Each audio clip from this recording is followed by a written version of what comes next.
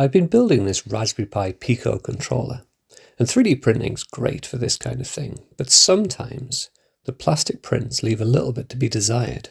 Fortunately, PCBWay has an aluminium 3D printing service, and they very kindly sent these prints over for me to try. The print quality is excellent and they're much more sturdy. I even printed this emitter so that the light wouldn't bleed through from the NeoPixels when it was turned on.